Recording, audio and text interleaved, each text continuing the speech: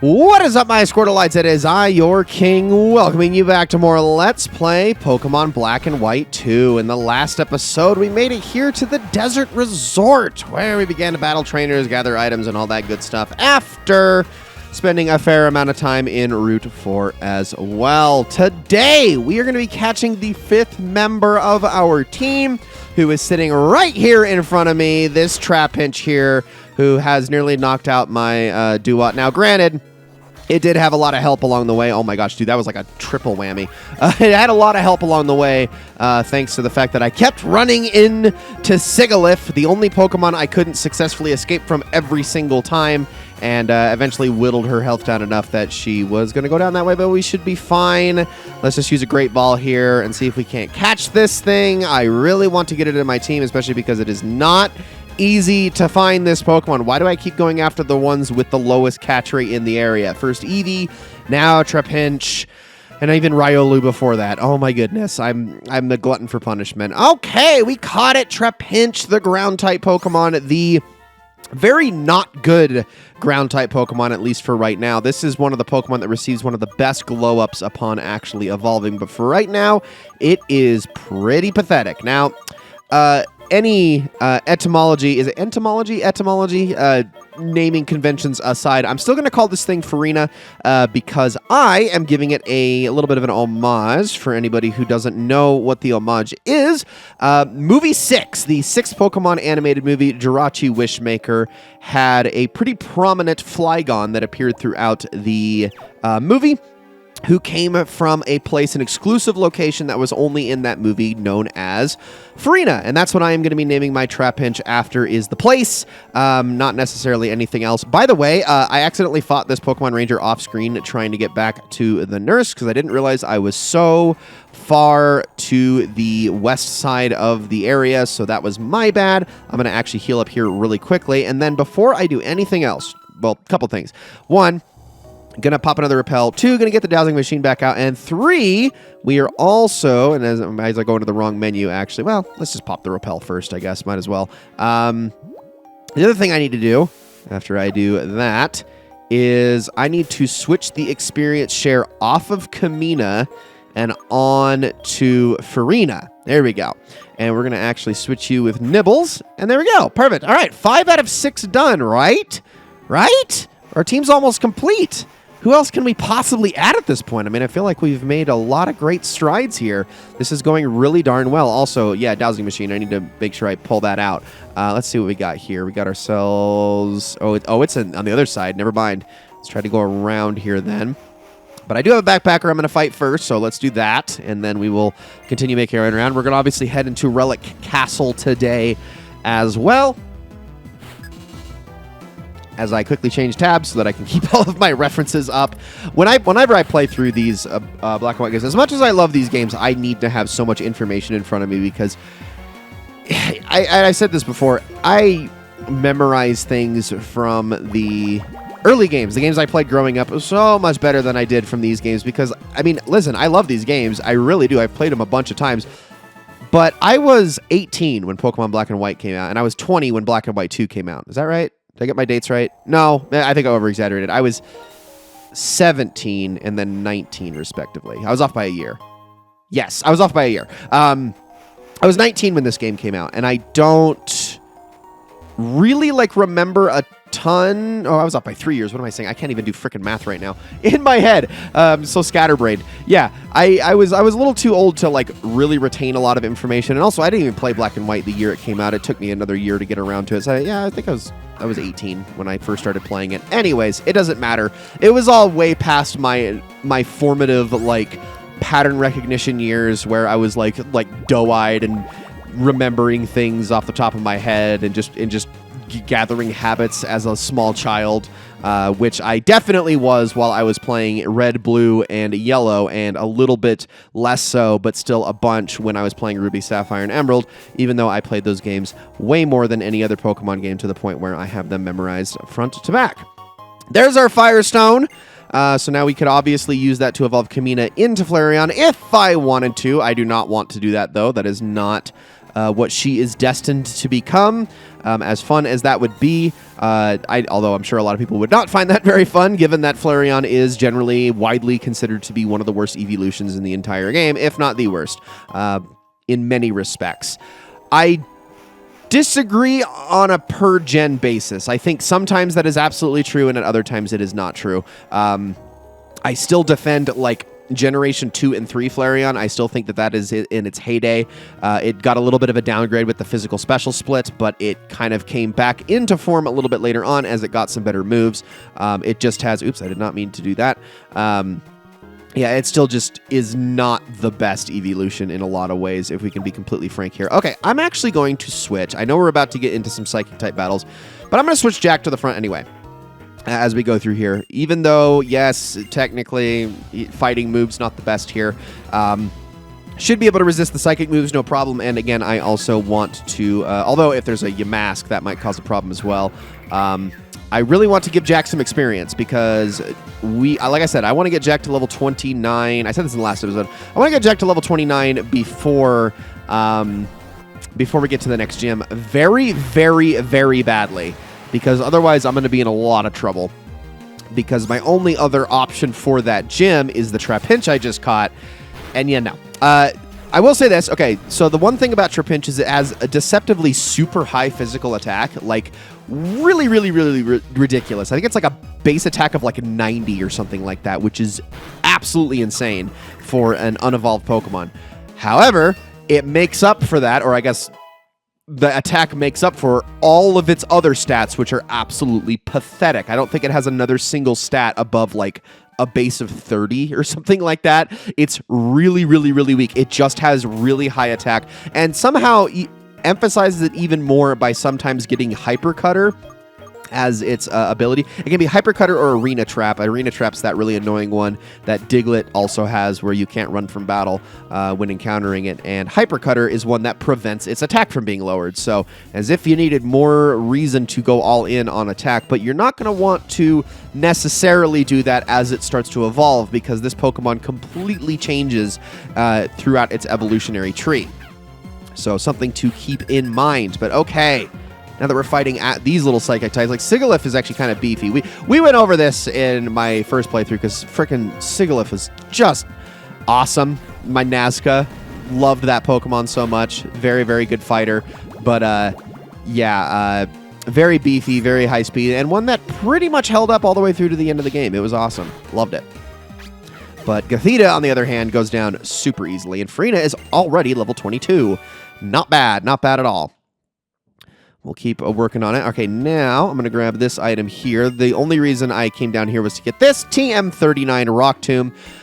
Pretty sure my Lucario could learn that. I know for a fact Farina can learn that. Rock Tomb is a base power of 60, but like accuracy of like 80 or something like that move that always lowers speed when it hits. Pretty darn good move, although it definitely gets outshined by moves like Rock Slide, for instance, but still very strong. Still very strong. But yeah, okay, the last thing that I want to do is go over the new Pokemon that can be gotten here in the Relic Castle, and that is Yamask. That's it. Just Yamask. For some reason, I thought there was more than that. It is just Yamask. And, well, since that is a Generation 5 Pokemon, I will not be going over it again here. So, yeah, we'll just continue. No bio cutaway today. And, in fact, I don't think we're going to have any for multiple episodes, because we are almost done with the routes here soon. We're going to be going back to Route 4 in this episode and gathering some items that I missed over there. But aside from that, we are going to be heading off to a city here relatively soon. Although, I'm not looking forward to explanation time here coming up. So I'm grab that right there. Get ourselves a heart scale. Not bad. I think we're basically done. Wait. Oh, I thought it popped up for a second. Okay, yeah, I don't think there's anything in that first room I missed, so I'm pretty sure I'm good in here. Nothing in here as well. Okay, quicksand explanation, just really quickly. If you walk directly through the center, you will fall through. Otherwise, you're allowed to walk all over the edges of them as much as you want, but the second you start running in this space, it'll just suck you in, so do keep that in mind. But that's pretty much all there is to it. Very simple visit to Relic Castle, nothing to really write home about the first time around.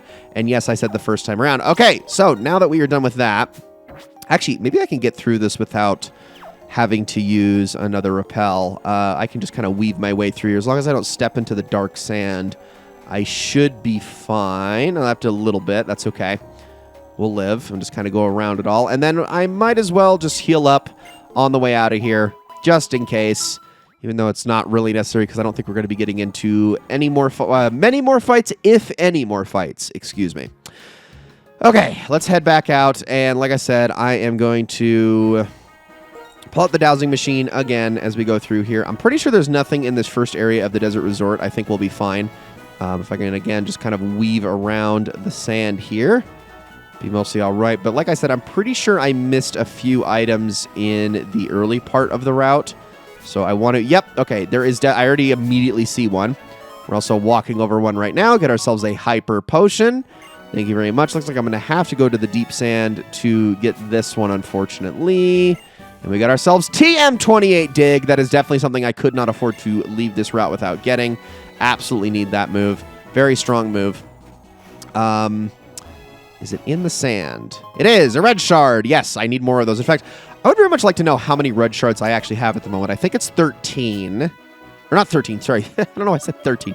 3. It will be 13 in due time. Spoiler alert. Let's see. 3. Yeah, okay. I need exactly... I know where there's a finite source to get one more, but I need... Or to get 10 more, excuse me, but I want one more beyond that. And then I will be happy, because I want exactly 14 before I need to start actually using those. But, all right, yeah, I think we've covered everything around here. I'm just going to check. Oh, nope. Oh, ho, ho, ho. This is why we look. Up here away. Stardust. Thank you very much. And then we got another item up here I'm going to have to go after, which is just right in the corner. That's a green shard. Okay, I'll definitely take that. There is exactly one move tutor that I kind of don't really care about all that much, but the other 3 all have very good things. Even the one has like 1 or 2 moves that are worth getting, but we'll talk about those a little bit later as we get to them. We're going to be getting to the first move tutor here somewhat soon. Not immediately, but okay. Before we end this episode, I'm going to talk about probably the one thing I was dreading going over the most in this entire playthrough, but this actually has a little bit of relevance to it, even with the Wi-Fi services shut down. What should I do? I can't possibly manage everything. Hello there. Me? Welcome to Join Avenue. We don't have anything yet, as you see, so it's just an avenue at this point. Oh, where are my manners? Allow me to introduce myself. I am the owner of Join Avenue. My dream is to go around the world, building avenues that bustle with lots of people. The problem is I have no one I can trust to manage the avenue. Something just struck me. You seem to be a trainer traveling around, aren't you? You naturally meet people from all over the region, don't you? I know it seems sudden, but will you manage the avenue for me? No? Thank you so much. What? Okay, tell me how interested you are. What would be your favorite phrase that you would greet everyone? Warning, the words you're about to enter may be sent to other players. Please consider them carefully before you register them. Well, I only have 8 characters I can go with, so I can't do my full normal greeting, but, here, I'll, like, drastically abbreviate it. Sup.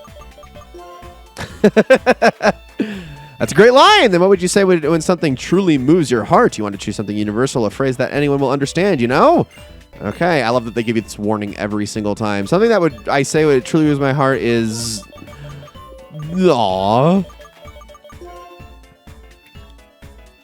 Sup, aw. I knew it! You are the one! Who else could be so well suited to managing the avenue? Sir, it's almost time for your next appointment. Oh, I almost forgot. My assistants, you heard me. I must leave now, so please support our newest manager. Yes, sir. Please take care of yourself. Why is he surrounded by beautiful women? And, well, I think actually these are ace trainers, but whatever. Okay. Pleased to meet you. How should we address you? Oh, they're going to make me call myself a nickname. Well, you know what would be hilarious, I think, is if I went with Rosa. This is my anglicized name. Thank you very much. Rosa, now that you are the one to manage the development of the avenue, please turn it into a wonderful attraction where many people will visit. I'll explain how to develop the avenue, so please talk to me when you are ready. Okay, let me explain how this works. So Join Avenue is supposed to basically just be a mall.